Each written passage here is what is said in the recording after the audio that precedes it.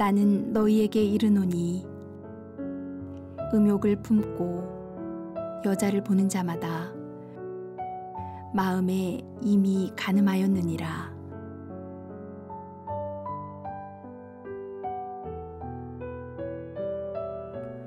예수님은 행동보다 그 행동을 일으키는 마음의 동기를 중요하게 보십니다. 살인만 해도 실제의 살인뿐 아니라 형제를 미워하고 욕하고 분노하는 것이 모두 살인의 범주에 있는 것이라고 재해석하셨죠. 음행도 마찬가지입니다. 예수님은 직접적으로 남의 아내를 범하는 죄를 짓지 않았다고 하더라도 여인을 보고 음욕을 품기만 해도 이미 간음한 것이라고 말씀하셨습니다. 예수님은 만일 내 오른 눈이 너를 죄 짓게 하거든 그 눈을 빼어 던져버리라. 오른손이 죄를 짓게 하거든 그 손을 찍어 던져버리라고 아주 심하게 말씀하셨습니다. 이 말씀은 대단히 해석하기 어려운 말씀입니다. 초대교회에 이 말씀을 글자 그대로 지켜 스스로를 거세한 사람도 있었습니다. 어떻게 해야 할까요? 정말 음란한 눈을 빼고 나쁜 손을 찍어버려야 할까요? 종교개혁자 마틴 루터가 아주 유명한 말을 남겼습니다. 새가 머리 위로 날아가는 것은 어쩔 수 없지만 머리 위에 둥지를 트는 것은 막을 수 있지 않느냐.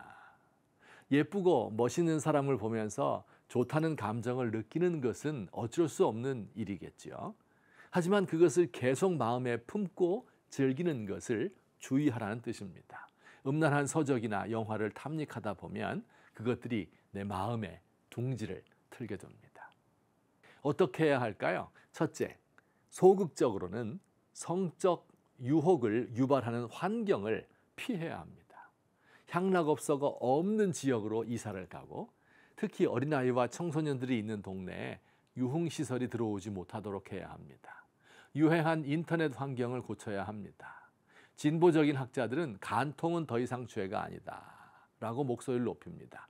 표현의 자유라는 캐치프레이즈 뒤에 포르노가 숨을 수 있는 환경이 만들어집니다. 결혼제도라고 하는 것 봉건시대 가부장제의 유물이라고 주장하면서 성개방을 말합니다. 이런 주장들로부터 우리 자녀를 보호해야 합니다.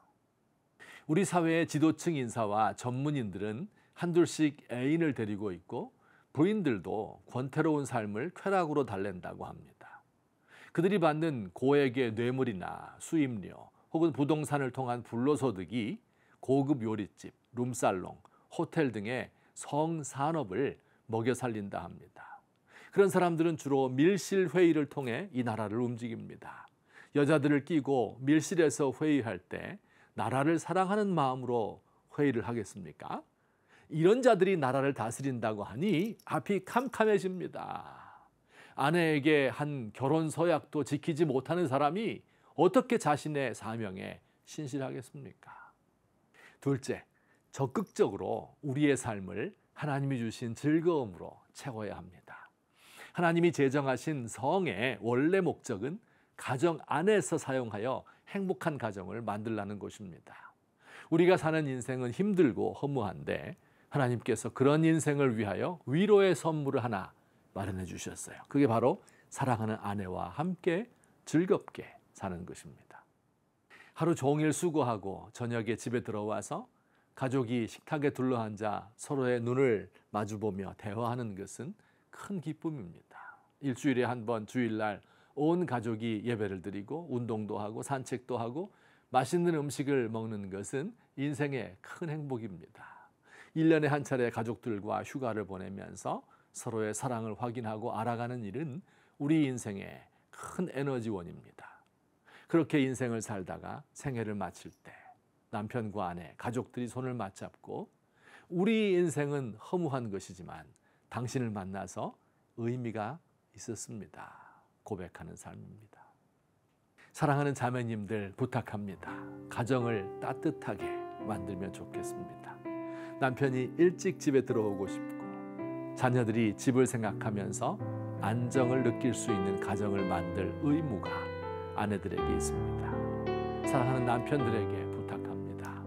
수신 제가 후에 치국 평천하입니다. 가장 가까운 가족에게서 인정받지 못하면서 알지도 못하는 사람들에게 인정받으려 하는 사람은 미련한 사람입니다.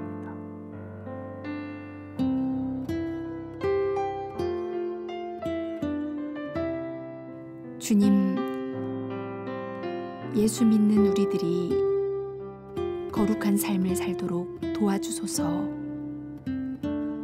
우리의 가정을 튼튼하게 하시고 우리의 삶을 건전하게 살게 하옵소서. 우리 가운데 깨어진 가정이 있다면 하나님 아버지께서 도우셔서 낙심하지 않고 새로운 힘을 얻을 수 있도록 은혜 베풀어 주옵소서.